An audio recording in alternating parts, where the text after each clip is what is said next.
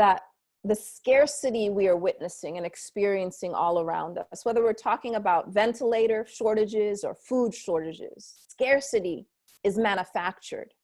The fact that we don't seem to have the resources to meet the needs of everyone who needs it is not inevitable, but the outcome of choices people and institutions make.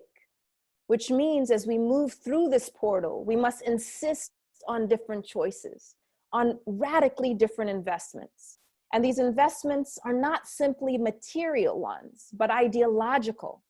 So if the pandemic is a portal, what new ideas do we want to guide our thinking and world building?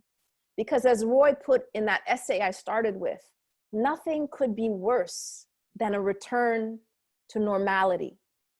For the purposes of this discussion, I want to focus on the kind of transformation that has to happen at the level of our social consciousness, where anti-Blackness is so deeply lodged, justifying the forms of inequity upon which the rest of our structures are built.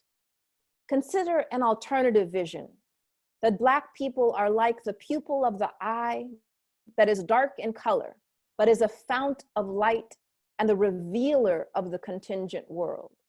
Now consider this description, which I'm citing from the Baha'i Writings, against the backdrop of the dominant racist discourse of our societies, which would even blame Black people for their own COVID-related deaths. The distinction I'm drawing is between Black pathology and Black perception or vision. Of course, Blackness doesn't magically confer perception, as we see when Black elites denigrate poor Black people as a form of pre-pandemic social distancing. The point is, none of us are naturally immune to the dangerous lie that is white supremacy, or the fiction of Black pathology and inferiority, because it infects every single aspect of our lives, which is precisely why this designation of Black people as the pupil of the eye is potentially transformative. Baha'u'llah did not encourage people to ignore race and pretend to be colorblind. As Professor of Literature Derek Smith explains in this article, through his pupil of the eye metaphor, which adamantly centers Black life in the figurative body of humanity, Baha'u'llah acted as a social physician, prescribing a spiritual and social concept that must be regarded as something more than a gesture of comfort or solace for a historically burdened people, Smith writes. Baha'u'llah's specific and explicit refutation of one of modernity's most hateful and divisive social ideologies is an instructive prescription addressed to all humanity.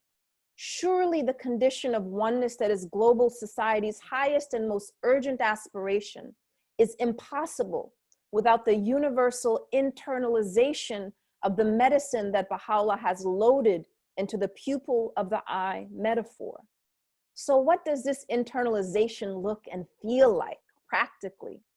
For starters, it moves beyond platitudes about loving our neighbor and treating everyone the same. This kind of lip service doesn't simply fall short, but it actually is dangerous when those who benefit from systems of oppression fail to reckon honestly with what plagues us. However, this doesn't mean that we have to resign ourselves to a somber, joyless pessimism. Even during this deadly pandemic, there are myriad ways that people are engendering justice and joy. Whether we're talking about all of the mutual aid networks working overtime to raise money, deliver groceries, check in on neighbors, and the gendered care work that holds all of our societies together, essential but devalued.